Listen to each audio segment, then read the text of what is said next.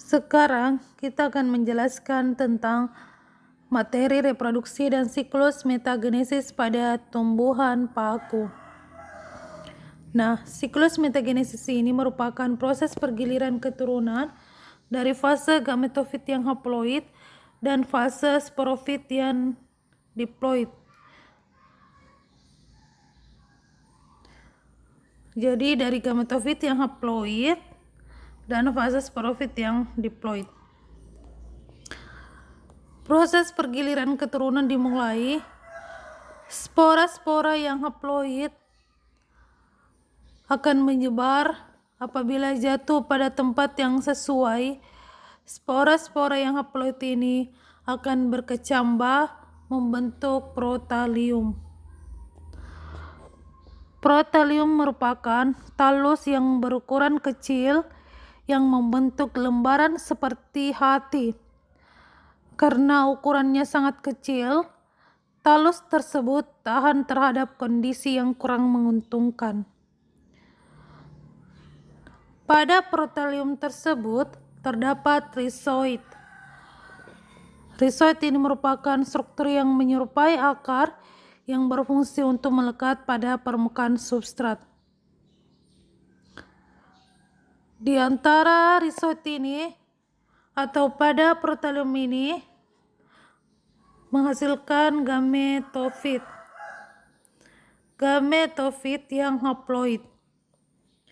Gametofit ini terdiri dari gamet jantan, antheridium, gamet betina atau archegonium. Antheridium ini menghasilkan spermatozoid, archegonium ini menghasilkan sel telur atau ovum. Melalui perantara adanya air, spermatozoid ini akan keluar dari antheridium lalu menuju ke archegonium. Di dalam archegonium terjadilah proses pertemuan antara spermatozoid dengan ovum atau sel telur, maka terjadilah fertilisasi yang akan menghasilkan zigot yang diploid. Zigot yang diploid ini akan berkembang membentuk tumbuhan paku muda atau sporofit muda. Nah, dari sporofit muda akan terus berkembang membentuk sporofit dewasa atau tumbuhan paku dewasa. Pada tumbuhan paku dewasa memiliki rizoma berupa batang. Rizoma ini terdapat di bawah permukaan tanah. Memiliki rizoid berupa akar. Selain daripada itu, pada tumbuhan paku dewasa memiliki daun sporofil.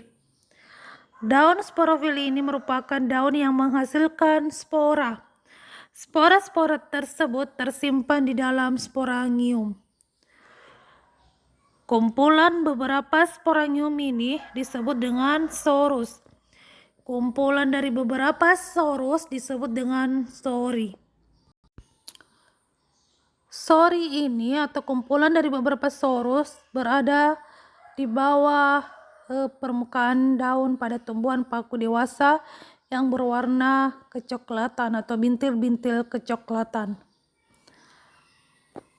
Nah, di dalam sporangium ini terdapat sel induk spora. Sel induk spora yang diploid atau 2N.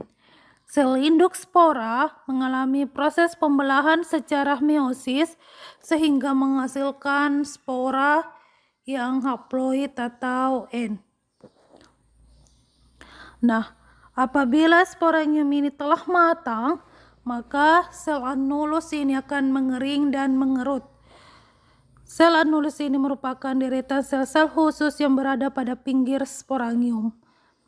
Sel annulus ini merupakan dinding yang sangat tebal.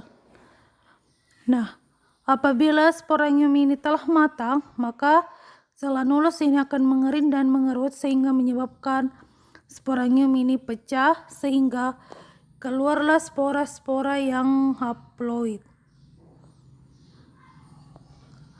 Nah, apabila spora jatuh pada tempat yang sesuai, maka dia akan berkecambang membentuk protalium.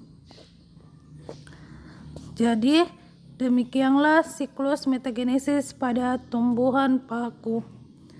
Nah, saya tambahkan di sini. Jadi, ingat ya, di sini ada fase haploid. Nah, fase haploid ini merupakan pertama dari pembentukan sel induk spora yang diploid yang mengalami pembelahan meiosis menghasilkan spora yang haploid. Nah, kenapa terbentuk diploid? Diploid ini terbentuk dari proses fertilisasi antara sperma dengan sel telur sehingga menghasilkan zigot yang diploid. Jadi begitu ya penjelasannya antara haploid dan diploid. Artinya ini haploid dan diploid ini merupakan kromosomnya. Oke, seperti itu.